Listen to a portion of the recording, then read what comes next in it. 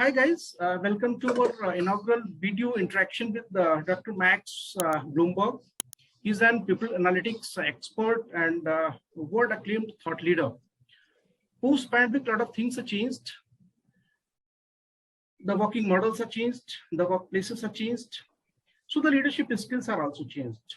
In this session, we would like to discuss with Dr. Max that how the people analytics can help in identifying the new leaders and to retain them and to develop them. So now I'll move to Dr. Max with the first question. Dr. Max, how to develop, how do you see the changing landscape of the leadership in current scenario? Yeah, that's a very good question. I mean, in old models, I think it was very easy for leaders to bring their perspective or the perspective of a particular group of stakeholders to the table, which may not have been very diverse. It wouldn't have been inclusive. It may have been, for example, the shareholders of the company. Whereas today, we are getting far more voice from around the stakeholders. So the employees seem to have more say, or should have more say. Society and sustainability has got more say.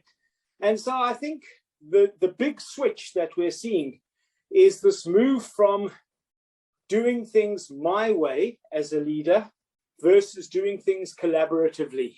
And I think that we are moving into an environment where success will come from collaboration rather than success coming from do as I say, you know, point and control. Absolutely, collaboration, that is a very important skill, which is now that should be the leadership skill that is required as of now. Definitely. So how to identify, how we can identify the future leaders with the help of people analytics, you can say? Well, it's quite a well understood technique, certainly academically. And it's quite easy to put into practice. It's profiling, the way I usually describe to people. It's like the FBI, you know, when they are searching for a serial killer, and then the FBI says, you know, we are looking for somebody who is unmarried and who has had issues, etc. In the same way, you know, we are saying, let's create a profile of the ideal leader. And what we do is we find a number of leaders. We look at those that do show collaboration behaviors, and we compare them to those that do not show collaboration behaviors.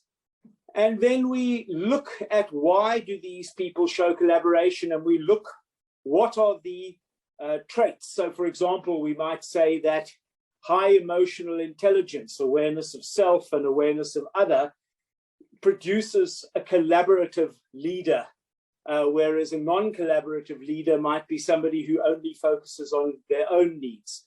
And so this is how people analytics can help, is that it can analyze the differences between collaborative and non-collaborative leaders, and then ensure that you only recruit people with the traits and behaviors of collaborative leaders. That is great. That is great. Now I would like to move to the next setup question. That is, how does the people analytics impact in developing the new leaders? Yeah, that's a good question. So now you have found the individuals that you need. So when you are recruiting somebody, there's two things that make a behavior. One is innate or built-in genetic behavior. So, you know, we often debate, is a leader born, or can you make a leader? And I don't think there's any simple answer to that question. I sometimes think many great leaders are born. Other people can fake being a leader, by the way, but it is very exhausting to fake something if you are not this thing. So we need to find out what components of being a collaborative leader are born, and which components of being a collaborative leader are learned. And people analytics is very good at finding out what are the competencies, the learnable competencies required by collaborative leaders.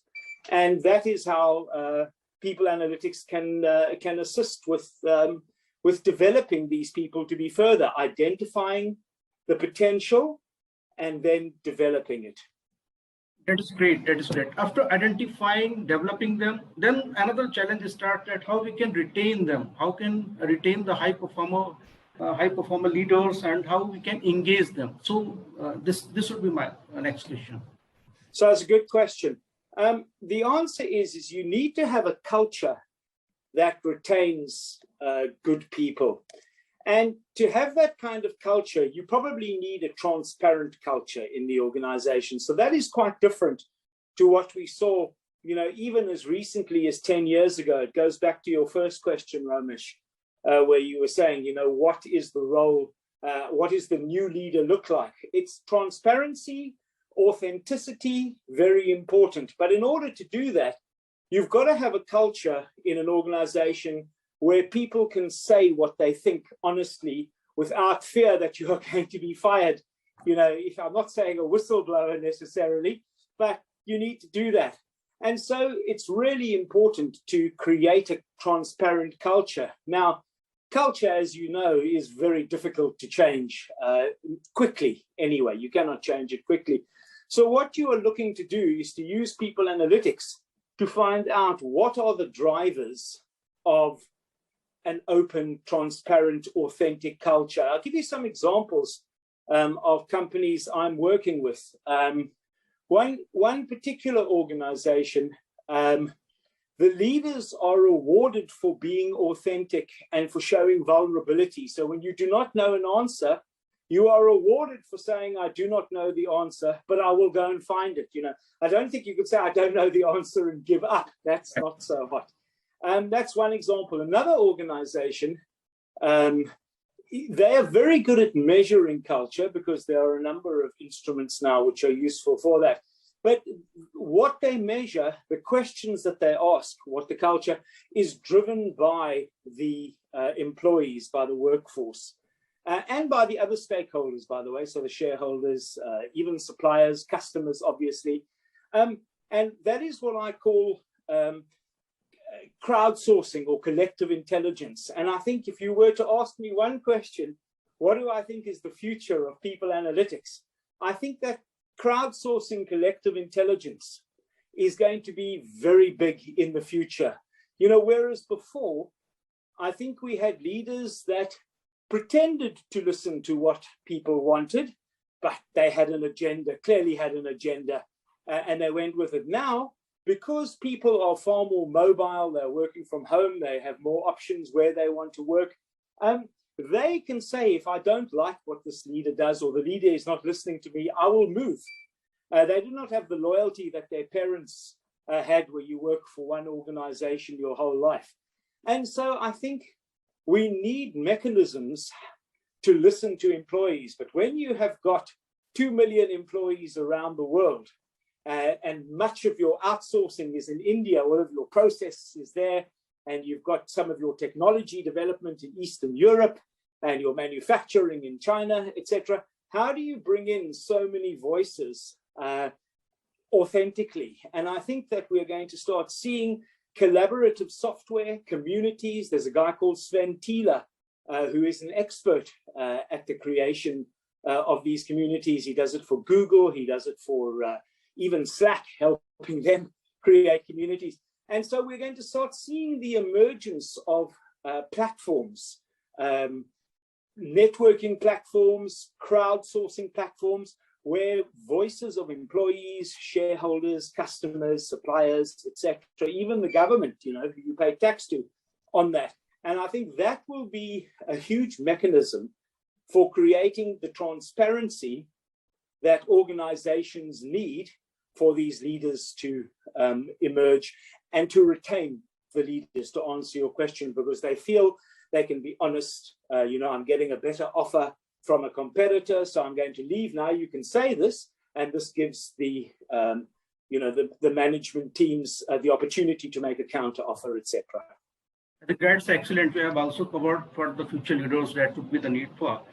I would also discuss, I would like to discuss one more point, that mindset is very important. That is rather, we talk about the data analytics or digitalization. So how we can accelerate the data analytics kind of mindset, the data first mindset, you can say.